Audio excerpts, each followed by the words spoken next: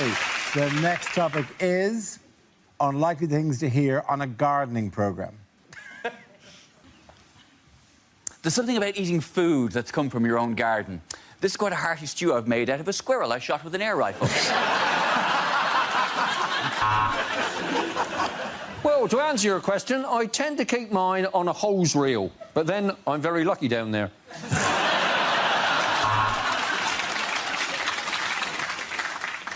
These pine trees smell suspiciously of air freshener.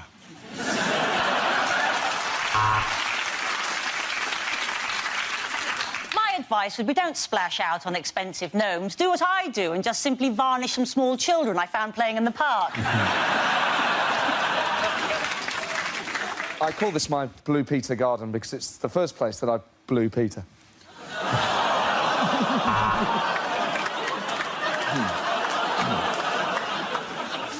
Remember, the trick is to get your pitchfork right through it before you take it and throw it back over the fence.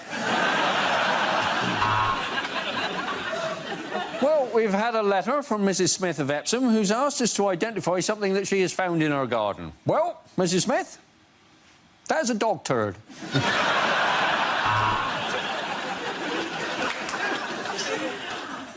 I've got a letter here from Maureen in Doncaster who's asking a question about herbs. In response to your letter, Maureen, I would recommend about £200 for an ounce, and if it's really good shit, 300. Well, that is the wheelbarrow, and tomorrow I'll show you another sexual position.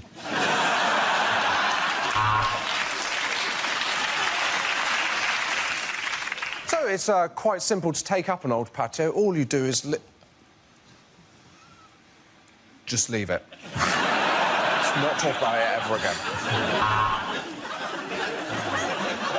I woke up in a field of aubergines the other day. I thought, none of these baby seals have faces.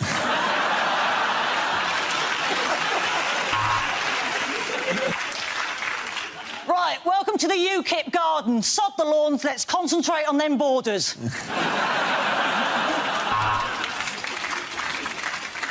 So you could use a lawnmower or a strimmer, although I would recommend waxing.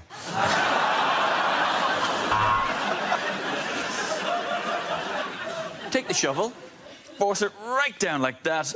Save your fortune in vet's fees having it put down professionally.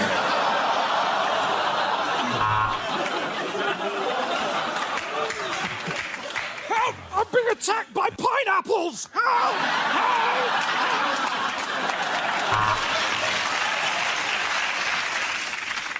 I like to plant my herbs in alphabetical order. People say to me, how do you find the thyme? I say, it's there next to the sage. At the end of that round, the point's going to end here in Melton.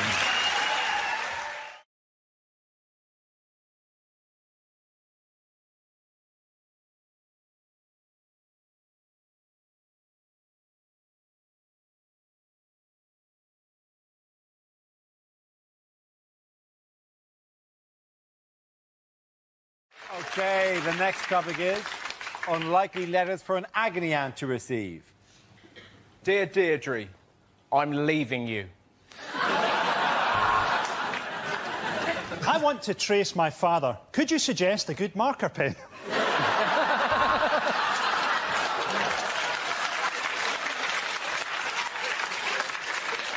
I have recently discovered the pleasures of butter in sex.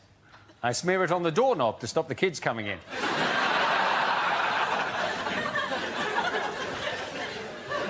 My voice is breaking and there is hair on my chest. Is this normal? Yours, Sally Jenkins, age 9. Dear bitch, I have trouble making friends. What are you going to do about it? Dear Deirdre, can that giant man lift me up like a baby?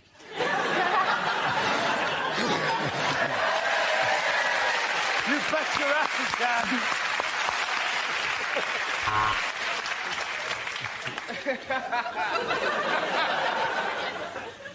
I have been saving up for a sex change.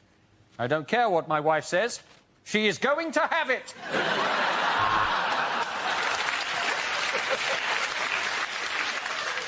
Dear Auntie, my testicles are the size of space hoppers. I don't need any advice, I just wanted to tell someone. My husband and I are 82, and he has recently lost interest in sex.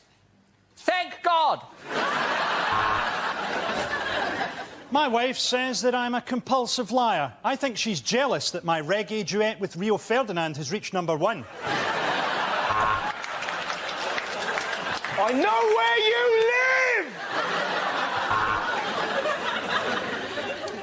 My problem is that I can only ejaculate when I hear a buzzer.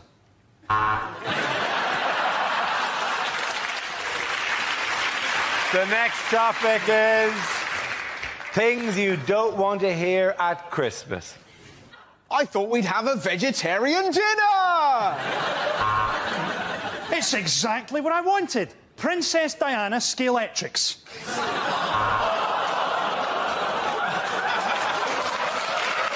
Ding dong merrily on high. Now, you know that I told you that Dad died in his canoe?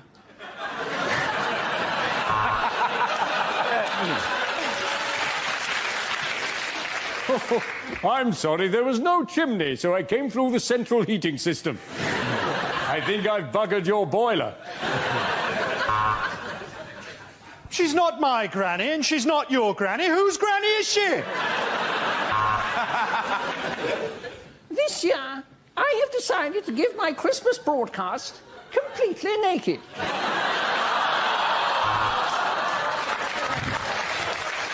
Mummy, look what we found in these stockings. Daddy. Did you know that if we took all the money we spent on presents every year and gave it to the homeless, they'd probably spend it on booze?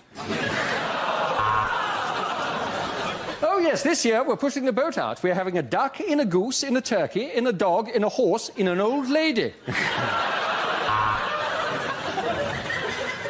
We've got a problem. Mum doesn't know whether Slutty Vixens 3 is a play, a TV show, or a film. You know, there are so many unwanted dogs about at Christmas. This year we thought, why bother with a turkey? Bad news for children. Father Christmas has gone into administration. Who wants stuffing? Granny?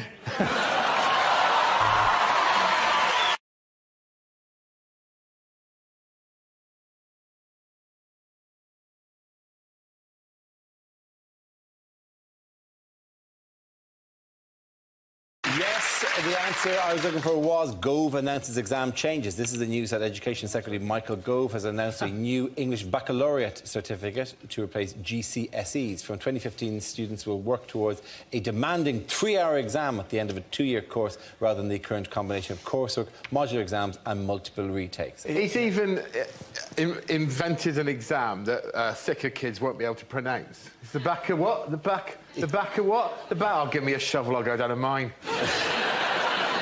I think the idea is if you're academic, then you get a baccalaureate, and otherwise they teach you practical skills like how to baccalaureate.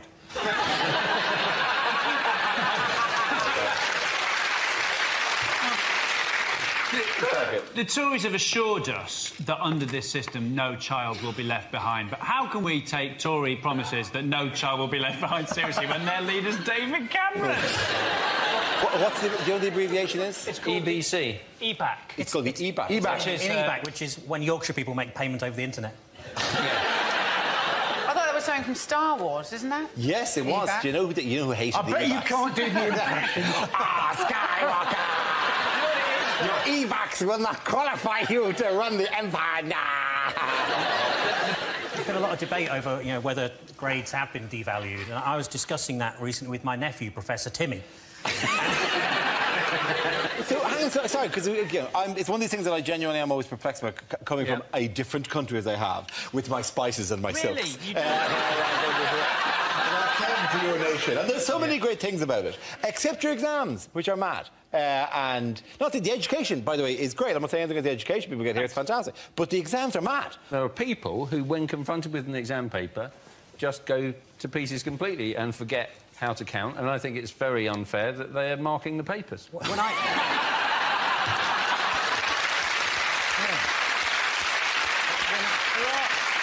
There are people who just shouldn't be taking exams. My friend Carl was at sixth form college with a girl who got her A-level results, and when she pulled out the piece of paper, the 3 letters telling her what her future would be, she went, that spells none. People make an awful lot about the pressure that kids are under, and I suppose they are, but speaking as an ex-teacher, when it comes to exam time, there's far worse pressure on the teachers, because you have to spend sometimes 4 or 5 hours in those halls just walking up and down, and it's a recipe for insanity. I had no choice when I was teaching but to invent a game called Compile.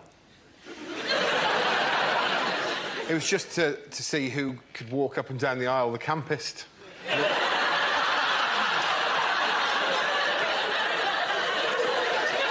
We started off just sort of slightly mincing.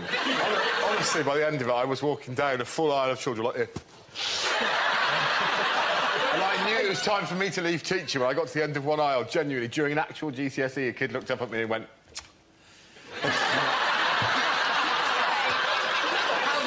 So were you essentially voguing your way? I'm not exaggerating. By the end of it, I was like... The thing is, they want to make the exams harder, don't they? You know, but surely they're hard enough already if your teacher is walking up and down, helping it up. Oh, no, I'm still qualified, technically. We'll have to cut this bit out. Really? Is that your safety net? Yeah. Oh, that's really sweet. Do you think anybody, having seen you in In-Betweeners, anybody is ever going to employ you? Well, you've always got a trade. What is the problem with it? I did a gig at the University of Central England, which is in Birmingham. That's what they're trying to hide from you. And as an opening line, I said, UCE, so called because that's a grade it takes to get in. But I had to explain it to them. I'll tell you, I was in an exam when I was at school. My mate, at the back of the hall went... we were all waiting to leave. Someone at the back of the hall went... Meow. Mr. Mearden, the exam invigilator, went... and then someone else went... Meow. And then... Meow. From different parts of the hall, and it led to my favourite sentence I've ever heard come out of an adult's mouth, which was, all right, no one leaves until the meowing stops. At the end of that round, the points go to Chris, Hugh and Gary.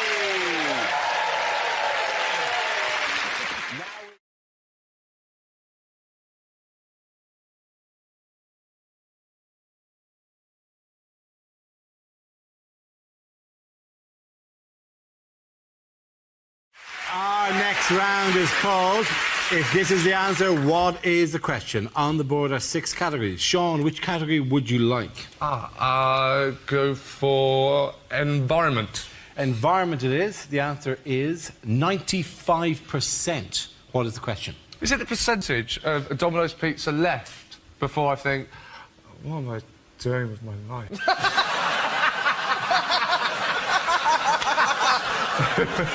If somebody tells me that Mark Darcy has been killed off for the next Bridget Jones book, what are the chances that I don't give a shit?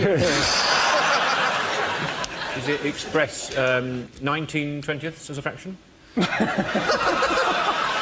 That's not a fraction. 38 not 2. Oh, the other way around. No. How much of Peter Crouch is limbs? Is it what proportion of accidents in hand grenade shops are caused by assistants saying, can I have your pin, please? What percentage of Hawaii's income is made by Milton buying shirts?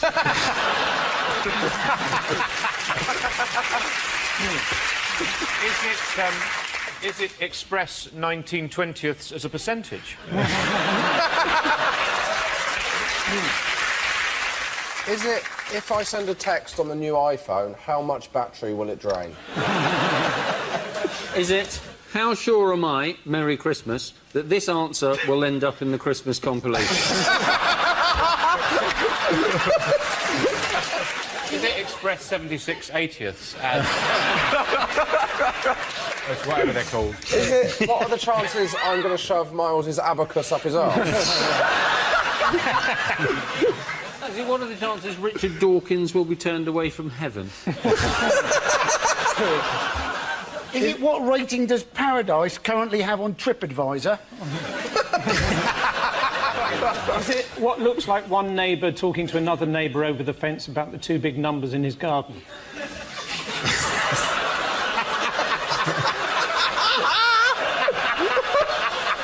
Yeah, I'm going to have to move you towards, if I possibly can, towards the correct answer. Is it what are the chances that humans created climate change? That's absolutely right. Very, very good. Thank you very much. Well done.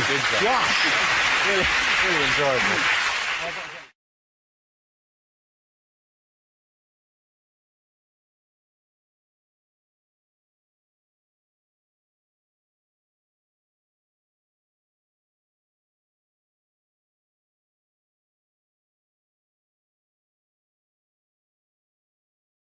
Now we come to our final quickfire round called Scenes We'd Like to See. This is for everyone, so if you go over to the performance area, please.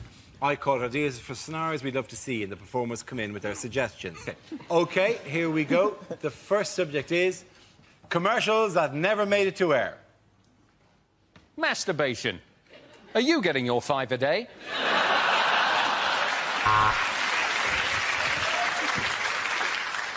Worried about bankruptcy? Then why not paddle your canoe into the middle of the ocean? Lidl's own brand shampoo, because you're worthless.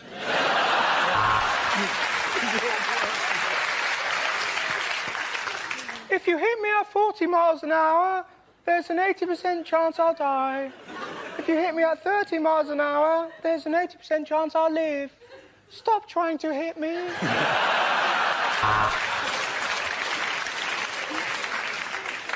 Poor and too lazy to cook. That's why mums shop at Iceland.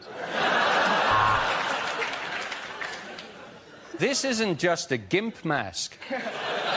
This is an S&M gimp mask.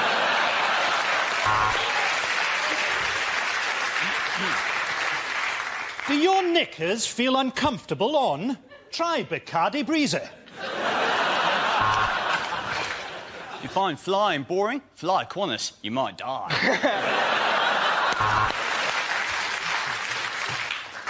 The Daily Mail. Racist in public, so you don't have to be.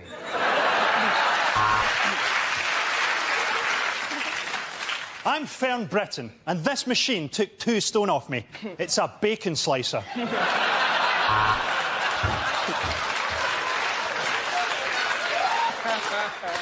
I'm John McCain. Why not buy my fitness video?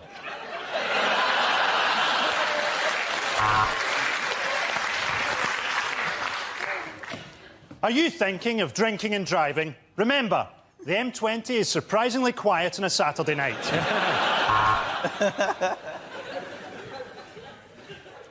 We've lost your bags. We've lost your bags. Dee dee dee dee dee dee dee dee dee.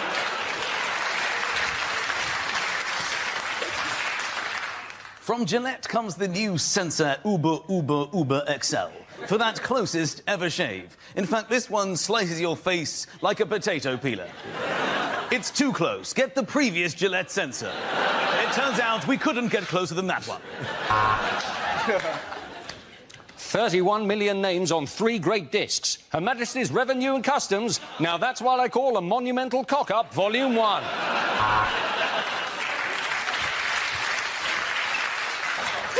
Max Mosley doesn't do Nazi-themed orgies, but if he did, they'd probably be the best Nazi-themed orgies in the world.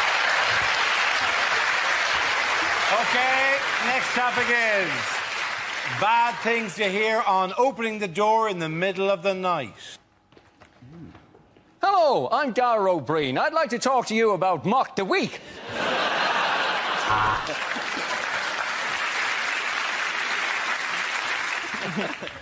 I'm back from my canoe trip. I saw a peeping Tom in your garden, but I warned him. This is my patch. I'll come to fix your washing machine. You asked for a call-out between 12 and 5.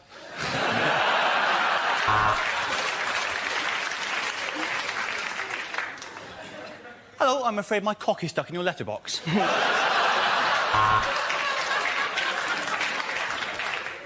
Hello. I'm Max Mosley, and I've been a very naughty boy. I'm afraid your husband's been murdered. Could I borrow a shovel? Hello, I'm Gordon Brown. Just hold me. OK, at the end of that round, the points go to Russell, Mark and Andy!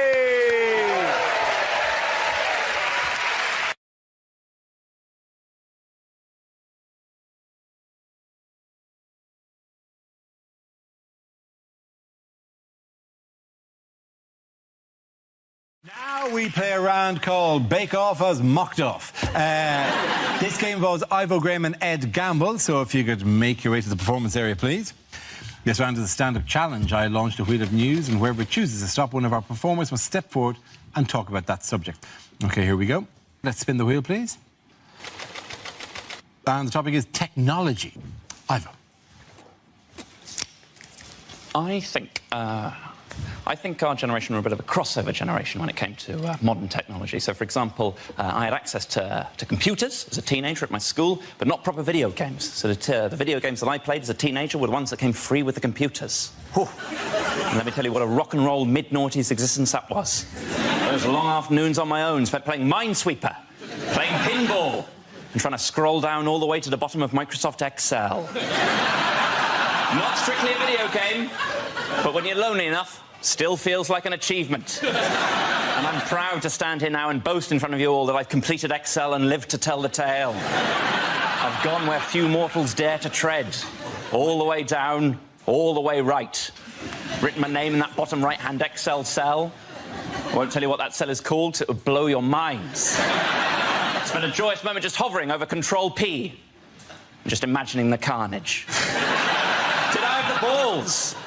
The sheer granite testes to print off the entirety of Excel on the school paper supply. I didn't in the end, but the thought experiment was enough alone.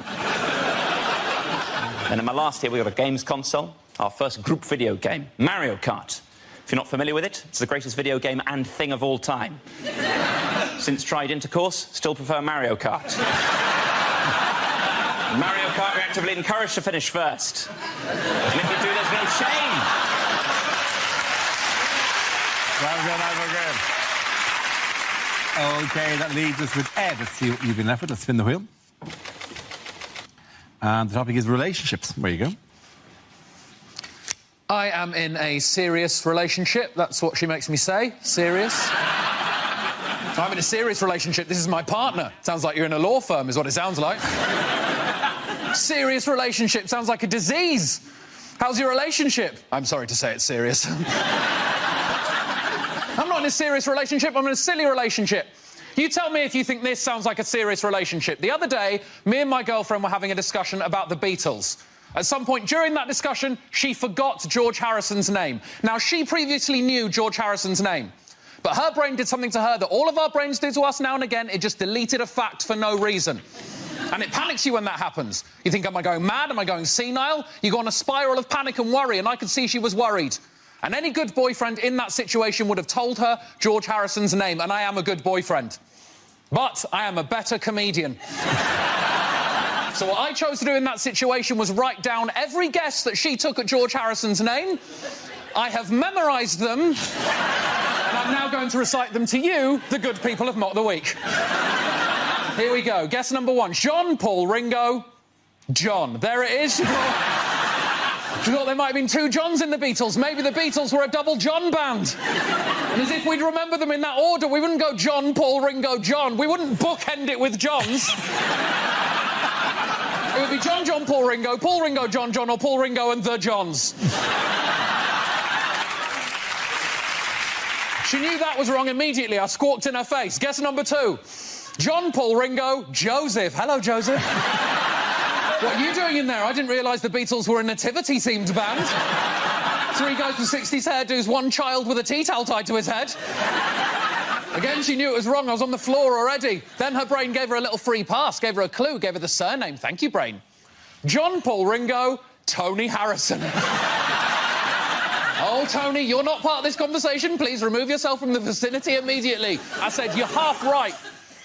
You're half right. I promise you, her next guess was Harrison Ford. Thank you very much. Bravo, very good. Get that round, the points go ahead, down Bob.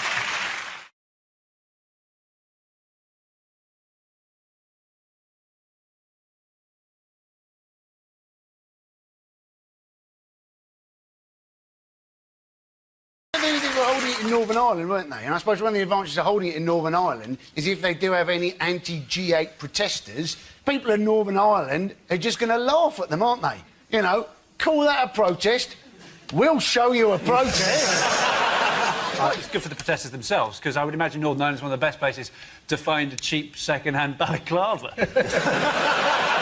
I did a tour last year and I was talking about the riots in London, and there was a point where I would go, did you see the riots to the audience? You know, and Northern Ireland, in Derry, they went, riots? My hole. It was like a genuine civic pride in how much better their riots were than the riots. One bloke shouted, that was a shopping trip. And the reason I brought up always is because there's one thing when it comes to riots, and this may have been like in their mind, there's one thing that they have in Northern Ireland that the rest of the UK don't have when it comes to riots. Do you know what it is? A loyalty card? No.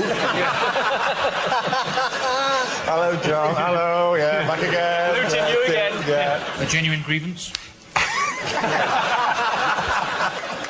No, a piece of equipment. It's actually the UK's, but they're all stored in Northern Ireland. It's water cannons. It's water cannons. They could make those friendlier by popping a Barocca in.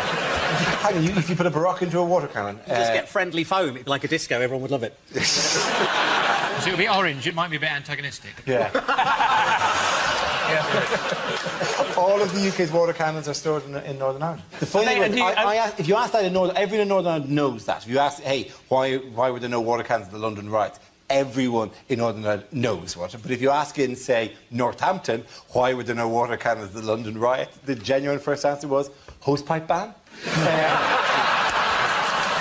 As if they didn't use it in case middle-class people pretended to riot to get their... Oh, come on, I'm rioting! Yeah. I'm rioting near the begonias. I'm rioting here.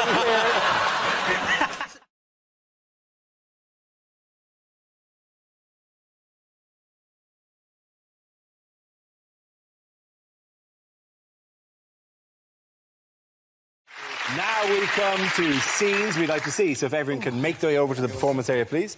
I'll read out this week's topics, and then we'll see what our panellists can come up with. OK, here we go. The first subject is unlikely lines from a horror film. You've got a flat-screen TV and brand-new trainers. I know what you did last summer.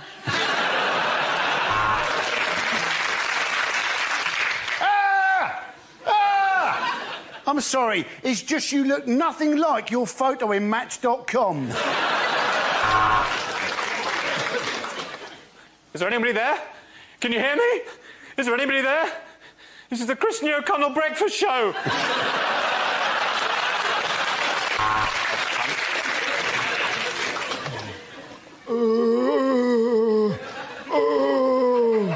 That was Mayor Boris Johnson with his official statement on the riots. You seen the traffic? It's a nightmare on Elm Street.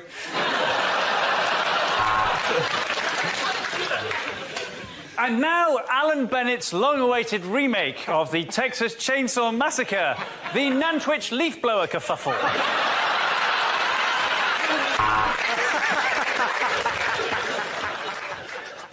What do you want? What do you want? No, I'm not paying too much for my car insurance.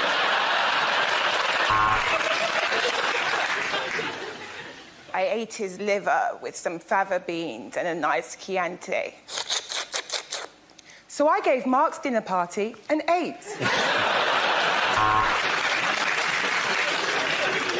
Do you like scary movies, Sydney? Oh, sorry, is Sydney there, please? If you don't keep up payments to your exorcist, there's a danger that your home will become repossessed.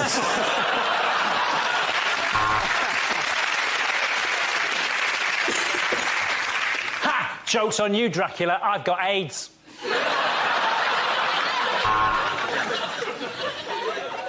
I ate his liver with some jelly beans and a nice ombongo.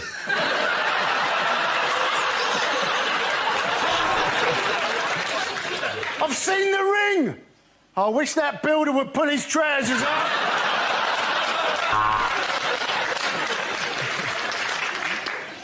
I don't have to listen to you. You're just a puppet. If you don't shut up, I'm going to put you back in your box, Mr. Clegg.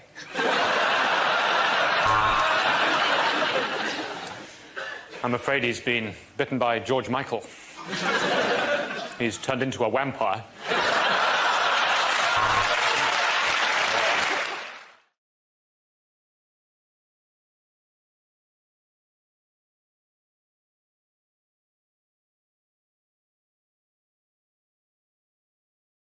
Bad things for a teacher to say. Fight! Fight! Fight! Fight! Fight! You know the rules, Thomas. If you forget your PE kit, I take the lesson in my pants.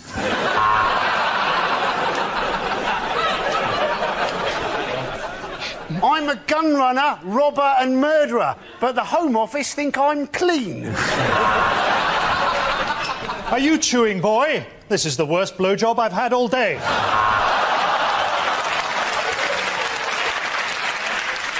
I don't know the answer, Watkins. I just do this job for the holidays.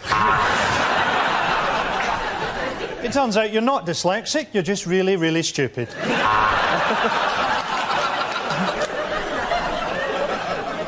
I have been at this school for over 40 years. I buggered your fathers and I will bugger you. Okay, at the end of that, ladies and gentlemen, the winners are Ian, Hugh and Frankie.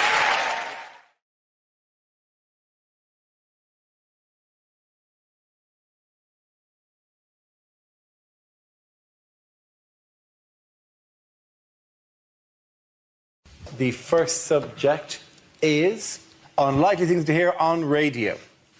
You're listening to Radio U-Tree, the cream of the 1970s, broadcasting live from Pentonville. This is Jazz FM. You're listening by mistake. This is the breakfast news. The Prime Minister had porridge, the Home Secretary had muesli.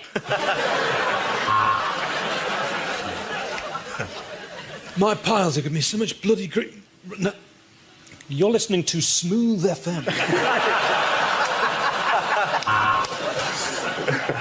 This is the Somali shipping forecast. Don't go out there! This is Magic FM. Pick a frequency, any frequency.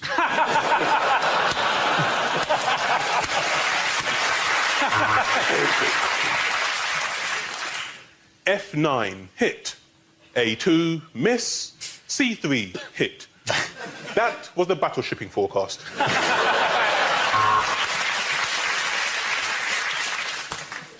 You're listening to Radio 3. Anyone? Anyone? Anyone? Bueller? Bueller? On Talk Radio today, we've been discussing what a tosser Nick Clegg is. And now on the line, we've got David from Central London.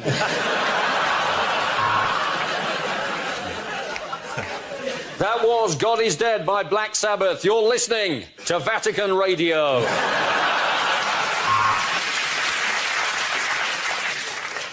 And at number one this week, Jedward, proving that teenage girls cannot be trusted with money.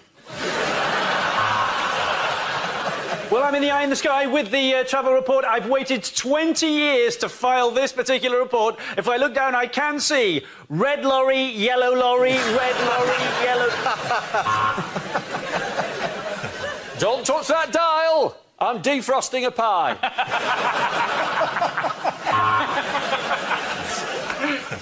Next up on Radio 1, Nick Grimshaw. He's not very good, but he's only 28, so he definitely didn't get up to anything in the 1970s. Next, Ed Miliband lays out his policies in I'm sorry I haven't a clue. It's now 10 p.m. on Radio 4. And before the news, here's 5 minutes of free porn.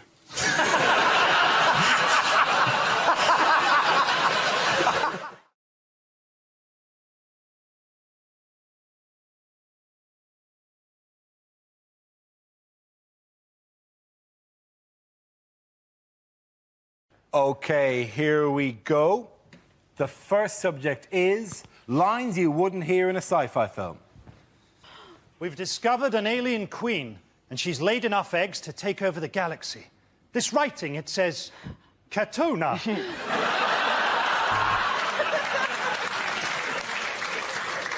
I am C-3PO. This is my cousin, WD-40. All right, Chewie, you look different after that back sack and crack wax.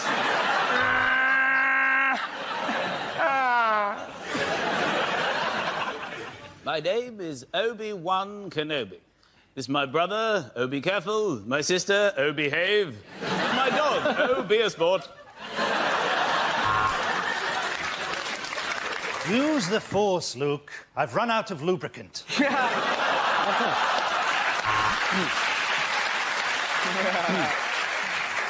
Yeah, that's right. We aliens have learnt your language by listening to your radio broadcasts. The androids are going berserk, Captain. Let's try switching them off and then on again.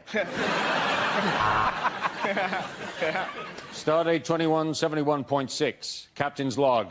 Still won't flush. I'll try again later. Vader, you look like a big black dildo.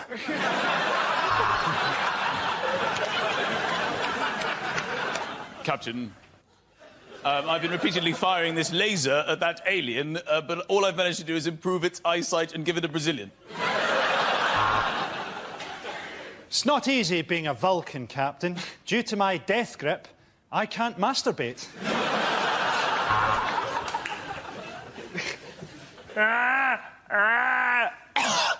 Had that hairball in there for years.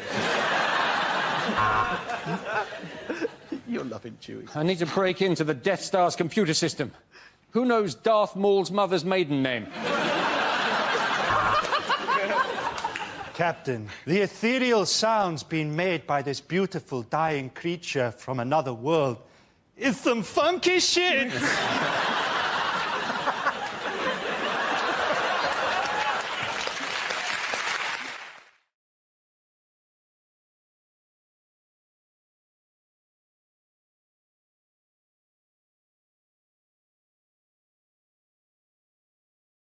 Now we play a round called Mockter Quinn Medicine Woman.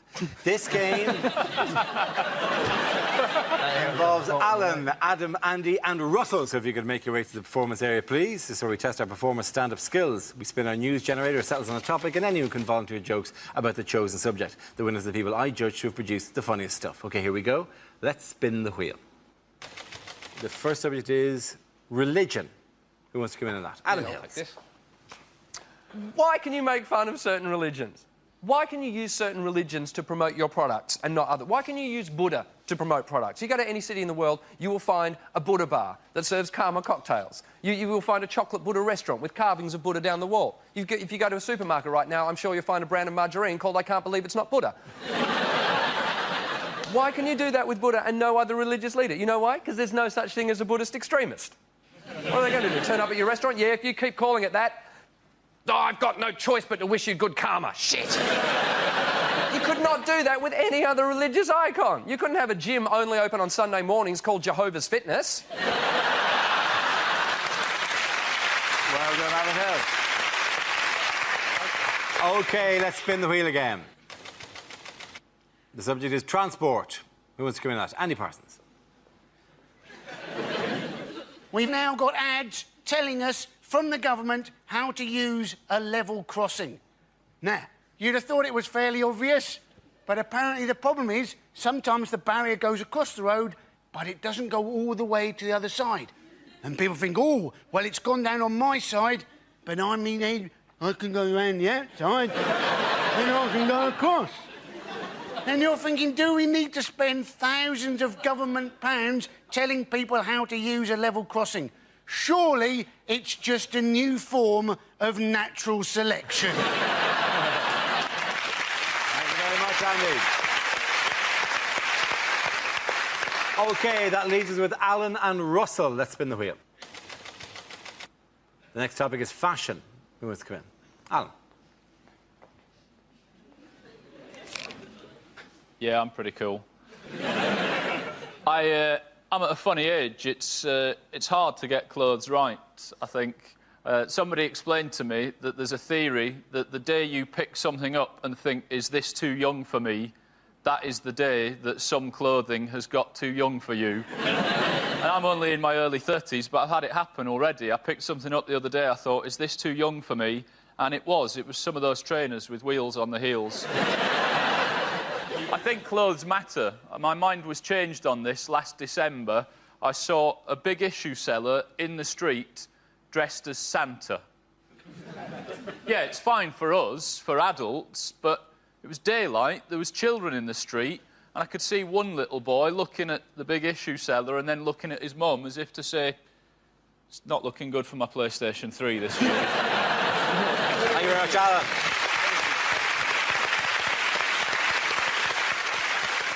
OK, Russell, let's see what you've been left with.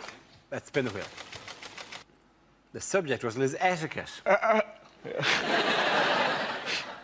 It's like ladies with pointy breasts carrying books in a weird way.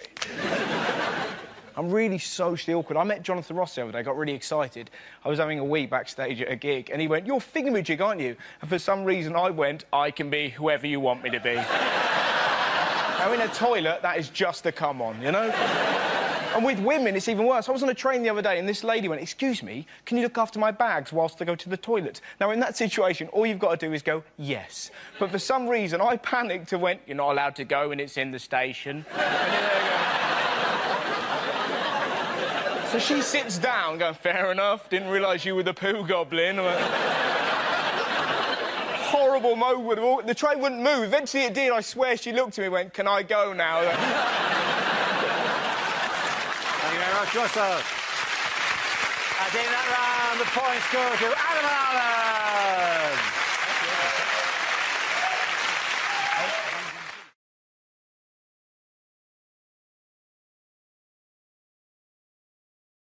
That leaves us with Mickey. Let's see what topic you've been left with. Let's spin the wheel.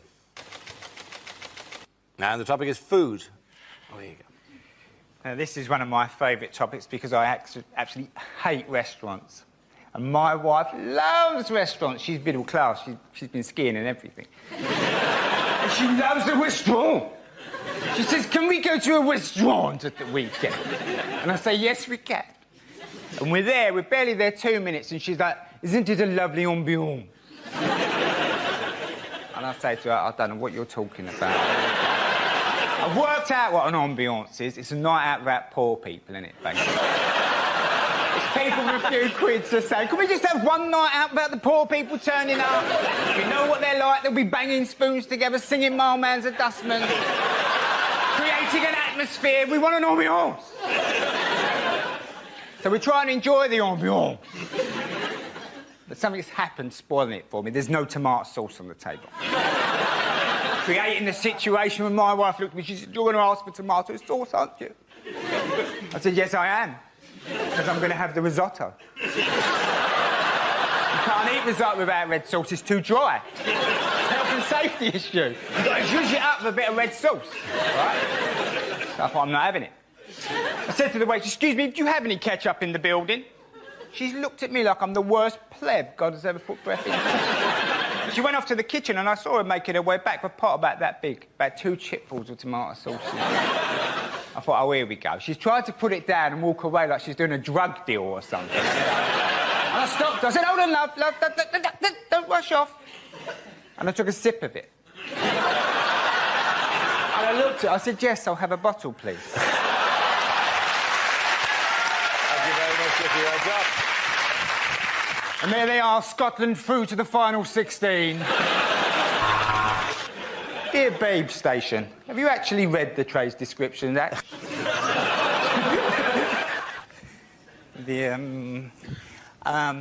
A few years ago, my wife and I had a baby. Well, we didn't have it straight away. We had to cook it up for a little while. And so she suggested we go to these classes run by the National Childbirth Trust in our local area. They're very middle-class antenatal classes. They're run by this fascist breastfeeding woman. Who's basically, you can go to her home on a Tuesday night. She's breastfeeding her 9-year-old son during the session. It's not awkward. All the men are checking the coving out. It's come away up there because they should have put glue both sides. That's... No, she's still doing it. What are you going to do? And I think by week 4, she's running out of ideas, so she started on the men. She said, I'm going to ask the men this evening, the men. The men are coming on board. How might they benefit by giving birth to the baby themselves? Can we talk about those benefits? Now, there's 6 of us in a circle. I'm in trap 3. Not the best position, the worst one either. Chap number 1's in the best position. He said, if you gave birth to the baby yourself, he said you'd have an empathy with womankind and her struggle over the centuries, creating a greater relationship with your partner. I was thinking, oh, cobblers, I was going to use that one. Chap number 2 dug in, fair enough. He said, well, if you gave birth to the baby yourself, he said you'd have a bond with the child at a more primeval, physical level. Started crying. Nice touch. Mother Earth looked at me, I'm having a panic attack. It's all gone a bit hazy. She said, Michael? I said, well, at least you'd be 100% sure it was yours.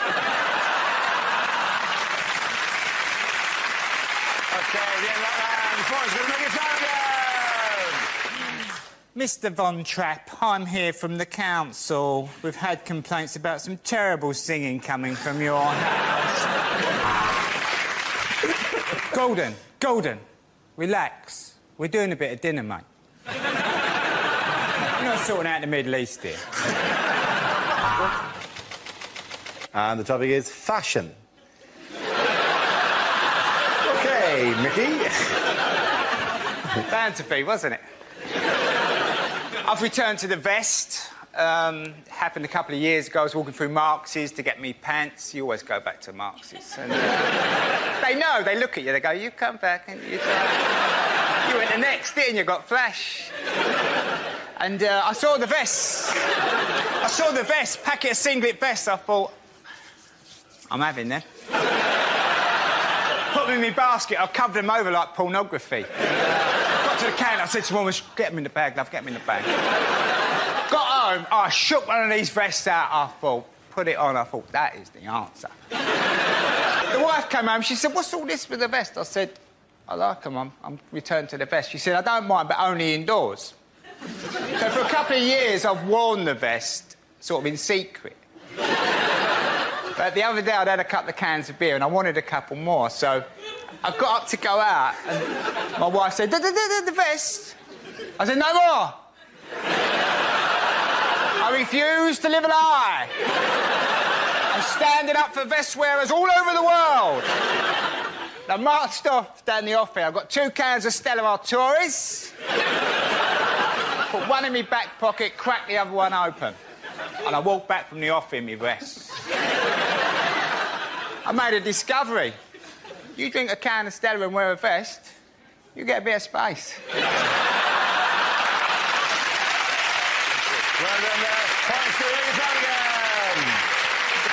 And on Time Team tonight, we're in Stratford on Avon, where we've uncovered loads of monkey skeletons and some typewriters. To be honest, I'm not interested in all this old nonsense, really, but since the end of Blackadder, the work's been fairly hard to come by. The topic is culture. Yeah, here we go. Look. Thank you. I know you're thinking this man doesn't enjoy culture. Well, you're right, I hate it. No, I am an intellectual. I know I left school with nothing, but I did go to university later on when I got a degree when I was 29. It was tough speaking up during the lecture, knowing everyone's thinking, blimey, the window cleaner's keen, isn't he?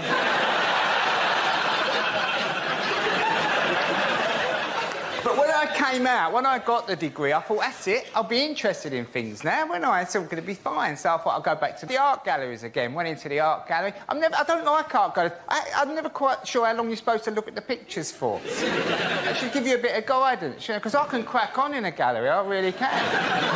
3 or 4 minutes. Boss, that's not bad, that's not bad, that's not bad.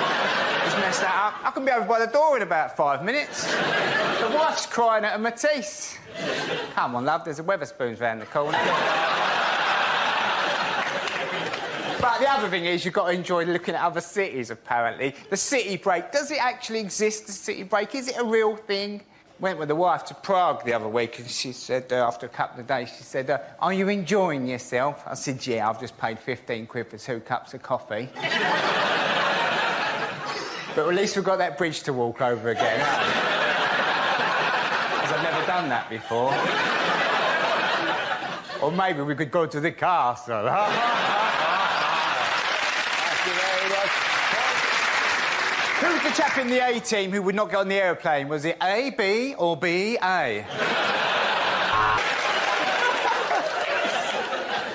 What's the name of that round thing that they throw in the Olympics?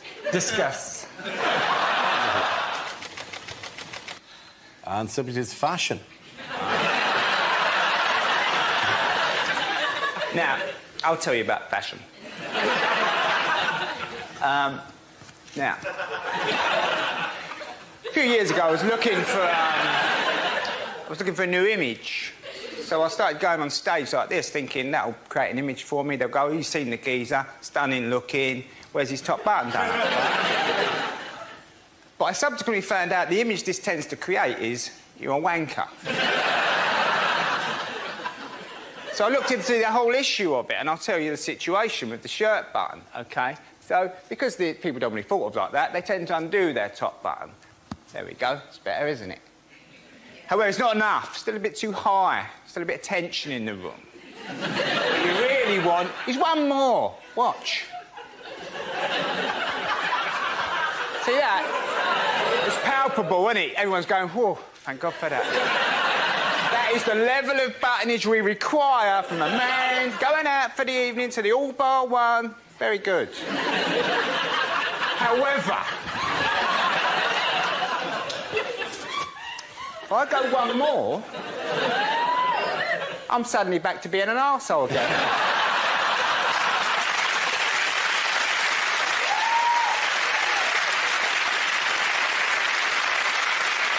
How tough is it being a man knowing that you're going through life only ever one button away from being a wanker or an arsehole? There you go. Well done all of you. The points there. And go to Simon and Mickey. Come on, let's sit down. Here, Sarge, pass us the art section out the Guardian, will you, mate? I was about to arrest her, Sarge, but to be honest, my bottle went because she shouted out, "I put a curse upon you!" OK.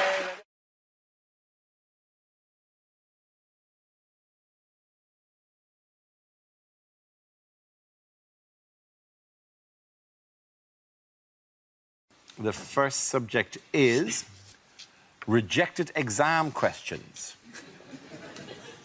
History. Did I delete it?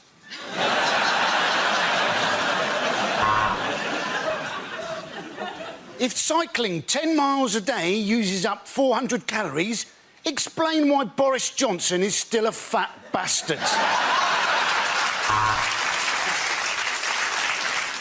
If the sun is 93 million miles away, how can that cost £32 in an Uber?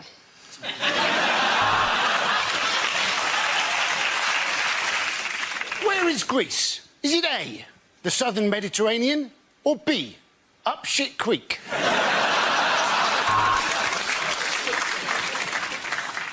What does the French phrase déjà vu literally translate as?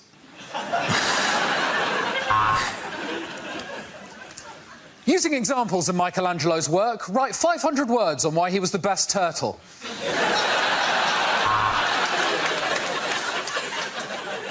What does the French phrase déjà vu literally translate as?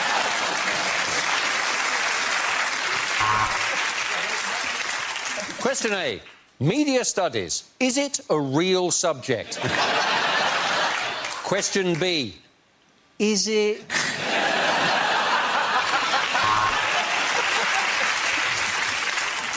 Using a compass and ruler, draw perfect cock and balls.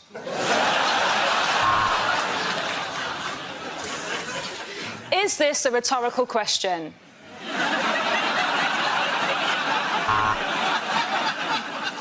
You may now commence your anal sex exam.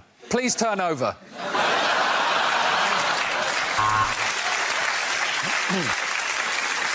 Explain how UKIP became a major force in British politics without using the word wanker.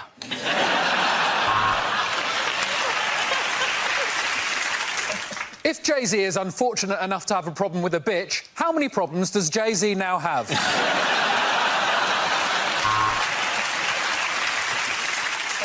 Aggravated violence, question 1.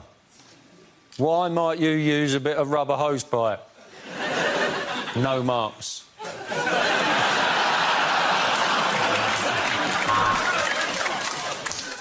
What colour is this dress? White and gold or black and blue? Discuss. If a train leaves the station at the correct time and arrives at its destination at the correct time, how cool would that be? Chemistry. Me, you. Is there any? OK, the next topic is unlikely things to say when running for US president. I'm Hillary Clinton, and if you elect me the first female president of the United States, I promise you that on my first day in the White House, I will hire a very attractive male intern. He will be on his knees, not having sexual relations with me all day. Hashtag payback, hashtag long game.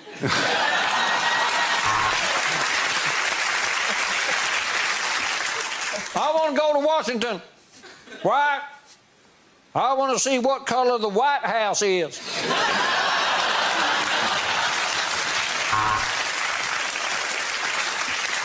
No, we can't!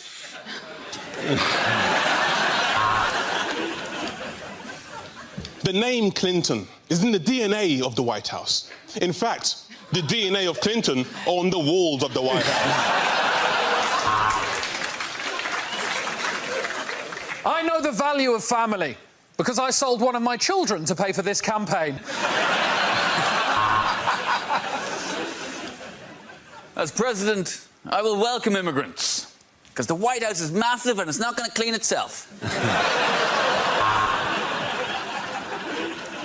I will govern for all of this country, not just the metropolitan cities on the coast, but also you cousin shaggers down south. I would like to introduce you to my new Homeland Security advisor. Say hi, Lamb Chop. Hi. Come on, of course I'm the guy to succeed Obama. You know what they say? Once you go black.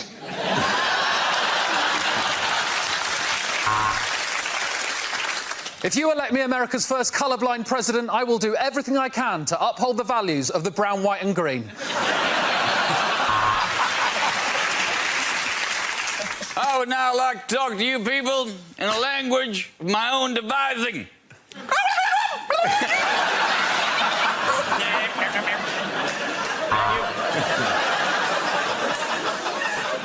I want to put more boots on the ground in Afghanistan, and also 2 more branches of paper chase.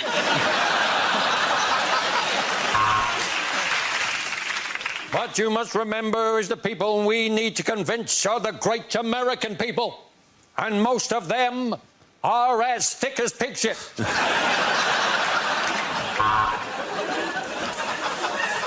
I'd like to apologise for Mr. Trump.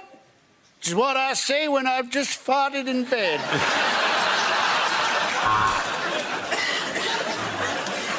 When I was little, I did not plan to be President of the United States. This is more like a holding job until I get to rule a good country. I am American through and through. Cut me, and I will shoot you in the face. I wish to have no secrets in this campaign. I wish to be completely open, and it is done. That is why. I'm going to start that again, because I fucked that up. We Republicans want to reach out to all Americans. Blacks, whites, Chinese-y-looking ones. I want to have no secrets in this campaign, and that is why I have gathered you here tonight to tell you I shot JFK. Okay, give that round of applause to Ed and Andy.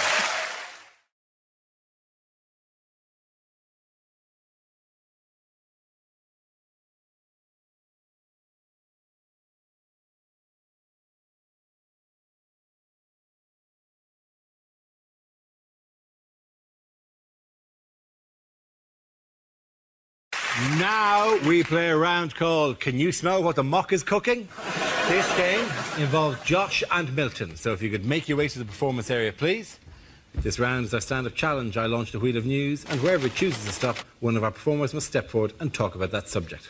The winner is whoever I think is the funniest. OK, let's go. Let's spin the wheel. First topic is childhood. Who wants to come in on that? Josh. I grew up in a small village in Devon. Which was as fun as it sounds. Very little happened. To give you an idea, the most exciting thing that happened in my village was when I was 7, for a brief period, there was a bull in a field. And I was terrified of this bull. I used to walk past my dad and go, oh, don't worry about that. He's more scared of you than you are of him. And I used to think, no, he isn't, mate. Bonfire night was the worst, though, because the build-up to bonfire night was just warnings about the way it was going to go wrong. They go, oh, bonfire night's coming up. You're either going to get burnt with a sparkler or hit with a firework. My favourite was on Blue Peter every year. They'd have the same warning that applied to no one in Britain every year. They go, oh, bonfire night's coming up, and if you do own a pet tortoise... Well, and they go, if you do own a pet tortoise and it's hibernating in a box, do be careful to not absent-mindedly throw that box onto the fire. I don't know how unlikely that scenario is. So I know no one who owns a pet tortoise. Secondly, how unruly is your bonfire night getting? You go, yeah, just chuck everything on, yeah. Yeah, Guy Fawkes with a shit, show him what I think of him. Go into my houses, get my boxes, don't look in them, throw them on the fire. I don't care that the contents is snoring, throw it on, I told you. 2 months later, you walk around your house going, where the hell is Sheldon? The warnings there were wrong. The warning on sparklers, it'll burn your hands. That happened to no one. The warning on sparklers should be, if you're planning using a sparkler, do be aware you will do the same 3 shapes you did every other year. Zigzags, circles.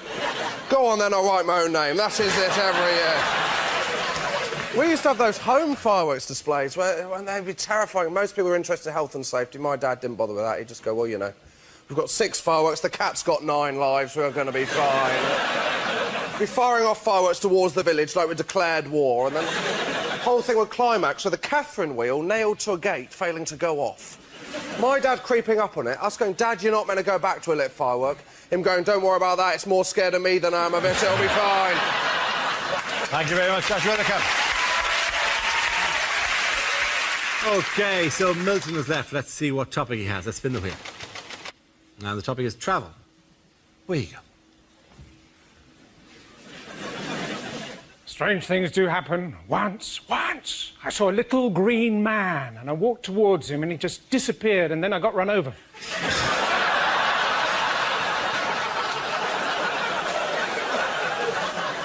Kuala Lumpur, that was a bit of a disappointment. I always thought it was a bear crossed with an Oompa Loompa. You know, clingy, but quite hard-working. I was in France recently. I saw this little old lady knitting in the town square. I said, voulez-vous crochet avec moi? She took it all the wrong way. What with the financial situation, I'm not sure Ireland's going to stay afloat. Cork, maybe. 11 days it takes to walk to Torquay holding the hand of a 7-year-old. Well, that's what I thought. It was his birthday treat, but turns out he actually wanted a walkie-talkie. I'm very English, really. I even ordered a book on the internet, How to Have Absolutely Nothing to Do with Your Neighbours. Unfortunately, I was out when it was delivered.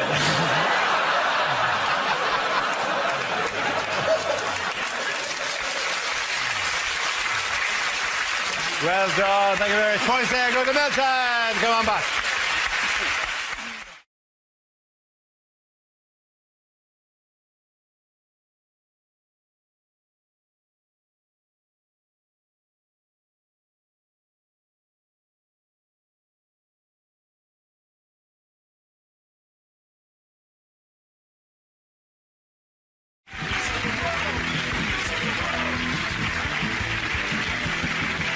Your category is politics, and the answer is 8%. What is the question? How much of Abu Hamza will have to be removed so as they can get him through the Heathrow metal detector?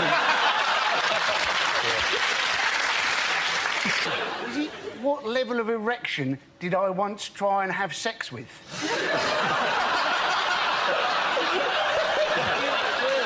Do you measure like on that scale, or is it just in terms of... Image of you going out on the pole, checking your wallet before you go out, condom, protractor.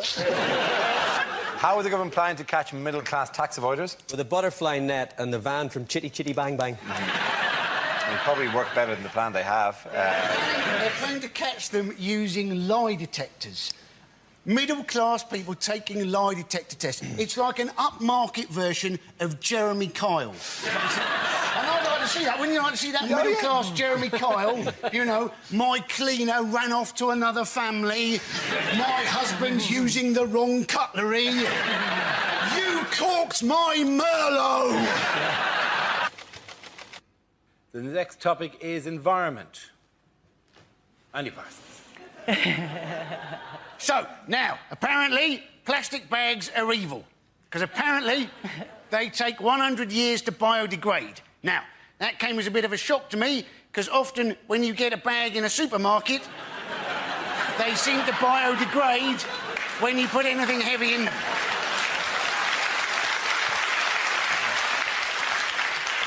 That is why people double bag, isn't it? Because otherwise, it's like a crap magic trick, isn't it? They give you the bag, you put the bag on the counter, you put the stuff in the bag, you pull up the bag, and hey presto, the stuff's still there on the bloody counter. Well done, Andy Parsons. People are saying, oh, well, it's stupid, you know, what's the point of any of our kids learning Arabic? But it could be quite useful, couldn't it? For instance, if you were sat on the tube and two people in front of you were speaking Arabic, it would make you a little more relaxed about what they had in their bag. Basically, these education proposals, you know, they've been upsetting teachers. And you don't want to upset a teacher, do you? Very easy to upset a teacher. All you've got to do to upset a teacher is go, oh, you've got long holidays. They don't like that, do they? And then, if you continue with that with, oh, and you finish at 3:30. Oh, they're livid, aren't they? Oh, I've got me marking. And Frankie, the next topic is... it's terrorism. Andy's in like a shot. Now, Tony Blair has once again tried to justify improving our nuclear weapons because he says one of the reasons is he's worried terrorists such as Osama bin Laden might get hold of them. Now, once again, I think this is scaremongering. We know Osama bin Laden hasn't got a nuclear weapon because we haven't seen it on his videos. We know he's got a rifle and a donkey. I don't think we've got to worry until he's ditched the rifle and we see his donkey strapped with a cruise missile. Well done, Andy Parsons. Bad things to say at a job interview. I'm really only here because I'm hoping to slip on a wet floor and then fall off a ladder. Hey, I remember you from the dungeon. How you doing? It's me, Gimpy Terry.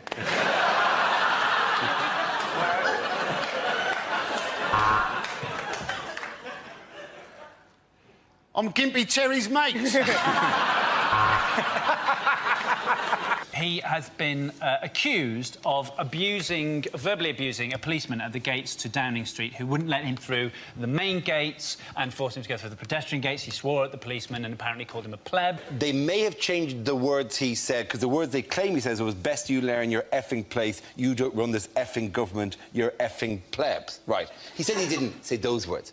Now, I can't read out what words he said, because he hasn't told us, so those are the only ones I can read out.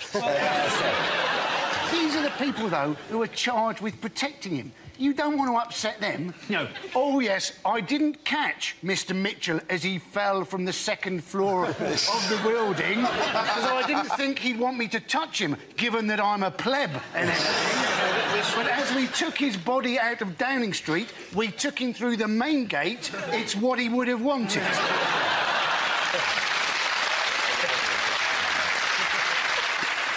We start with a round called Headliners. Here's a picture of Prime Minister Gordon Brown with his immediate predecessor, Tony Blair.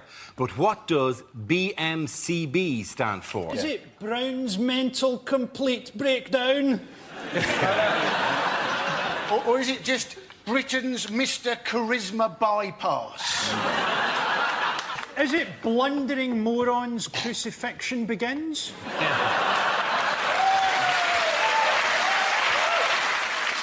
And is it just bollocks, my career's buggered?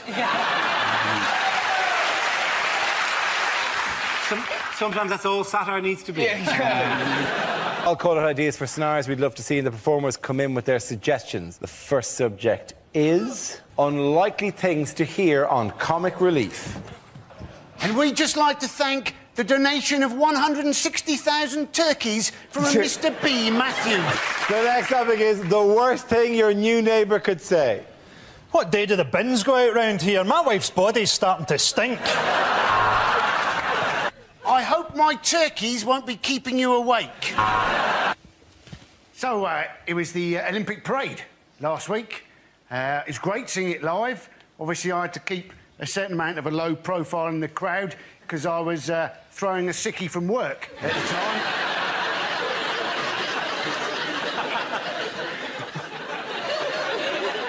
But it was great. 21 buses driving through London at a steady 2 miles an hour. So very like a normal day in London, really. There was an embarrassing moment, though, when one of the conductors rang the bell on the bus and then got the shit kicked out of him by the blind football team. And I realised, actually, that I could get into any sport during the Olympics. The only sport I couldn't actually get into, dressage. Watching a horse walk and then reverse. They call it horse ballet. I don't think anybody would go and see ballet if it was just some bloke walking a bit quicker, slowing down a bit, stopping, bowing, and then pissing off. And secondly, not many people go to ballet anyway because it's shit.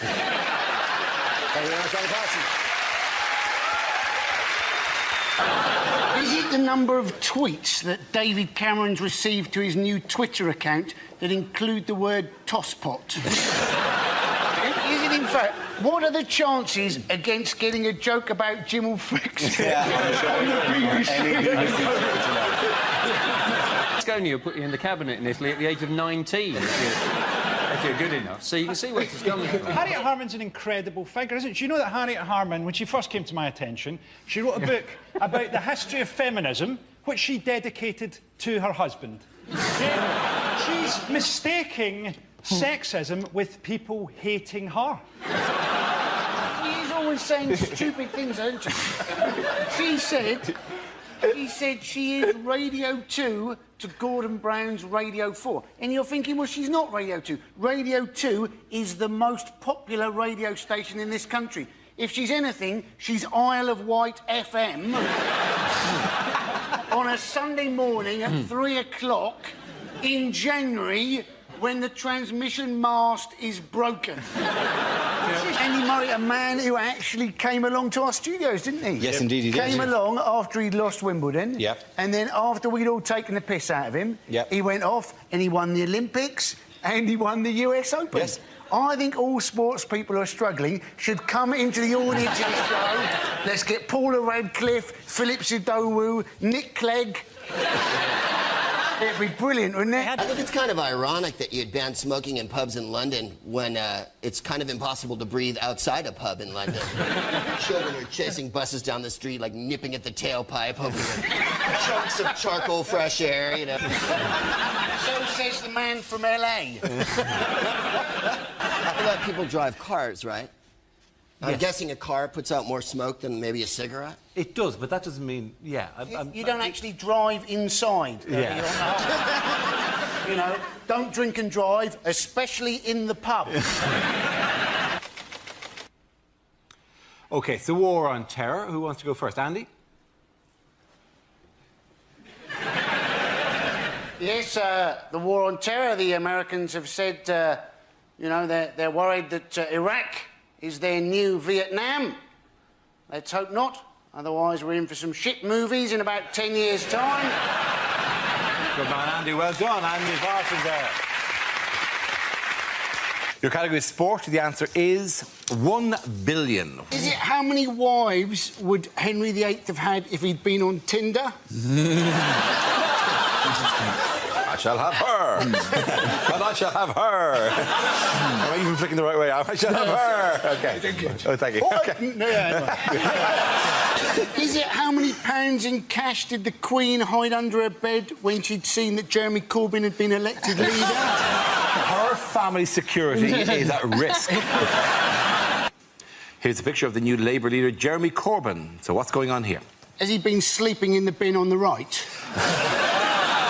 The idea it could be the oldest delivery boy in the world still hasn't figured out how to hold a pizza correctly. Is he such a dedicated socialist that he refuses to look to the right, even though that's the direction he is in fact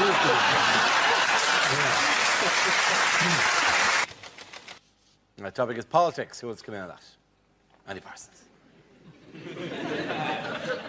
So, we've had the Lib Dems announce their immigration plan. What they like to do is they'd like to put immigrants into places in Britain which don't, at the moment, have many immigrants. Quite what those parts of Britain will feel about that policy. I grew up for quite a long time in Cornwall, and there they regarded anybody who came from Devon as an immigrant. We had one bloke on our street who was known as the Traveller because he'd once been by train up to London. And we have a new president for Europe, a man by the name of Herman Van Rompuy. Now, the Sun can't wait to get a headline going on this one. Rumpy Pumpy, Rumpy Numpty, Humpty Rumpy. They'll go for gold if he gets involved in an affair with a one-legged ugly dwarf. Rumpy Pumpy from Rumpy Numpty with Frumpy Stumpy Grumpy. Well done, Andy Parsons. Your category is world news. The answer is 1/5. What's the question? How much of a Boris Johnson speech is not, well, I say, OK, here we go. The first subject is things you wouldn't hear on a science documentary. Hello, my name's Dara O'Brien. And to try and bring science to the masses, I'm going to appear in a programme with Stephen Hawking wearing a ridiculous hat.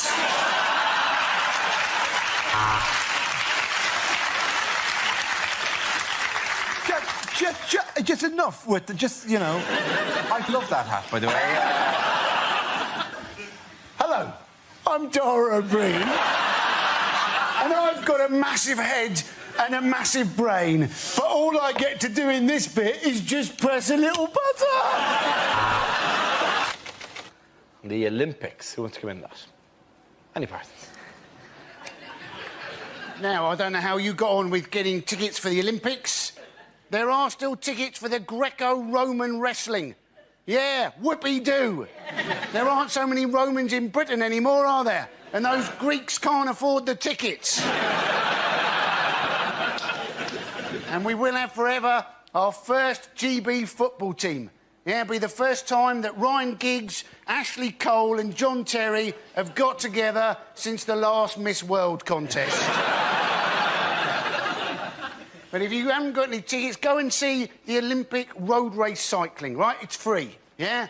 But it's not the same as proper road cycling. Never in the Olympics do you see somebody having to go off into a ditch because there's a lorry turning left. Never do you see somebody go over the handlebars because some idiot in his car has opened the door without looking in his side mirror. Never do you see somebody fall off their bike because a car has screamed past and somebody has whined down the window and shouted, "Boo!"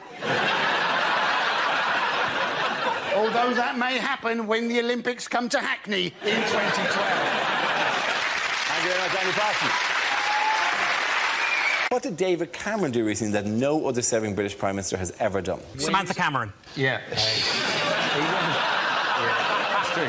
But he also went on Letterman in the States, didn't he? He came out to loads of dry ice and they said it represented a London fog when we haven't had a London fog for over 100 years. That's the stereotype image that those Americans believe. What? The fat, dumb rednecks.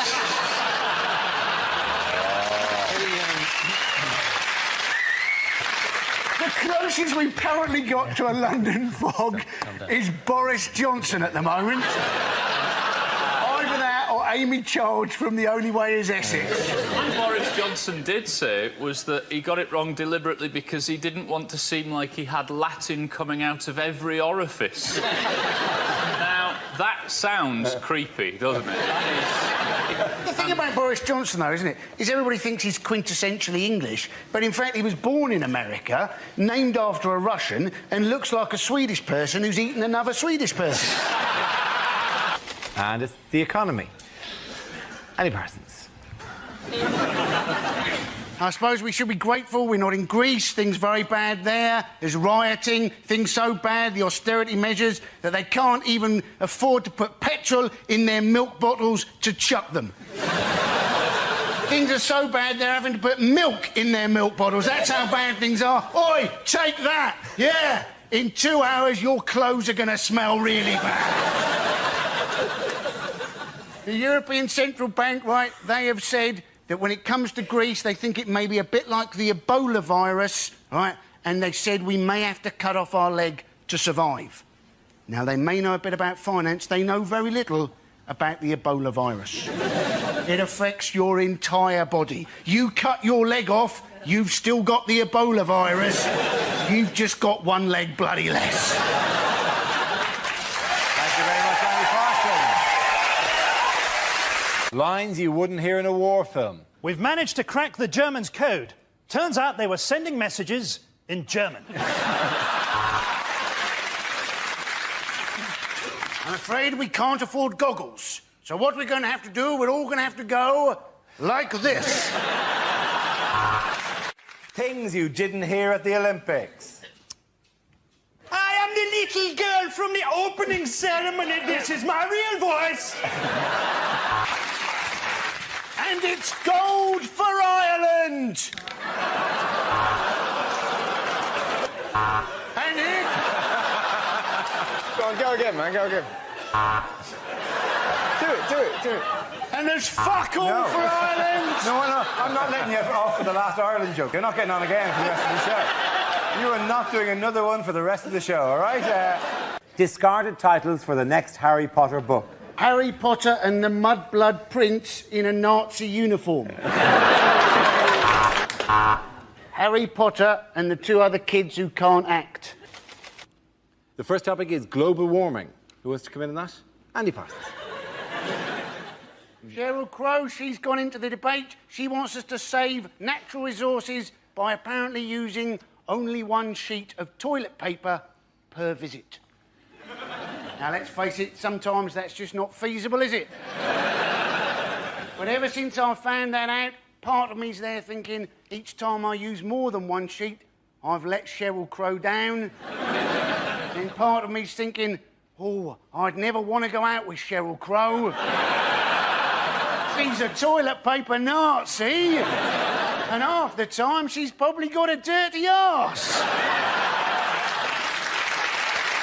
Thank you very much, Andy Parsons. Here's a picture of former Prime Minister Tony Blair recently, but what does BGBC stand for? Is it in fact Blair's guilt-free, blood-stained conscience? That was a lovely answer. Is it in fact everything the British Army didn't have when we went to war?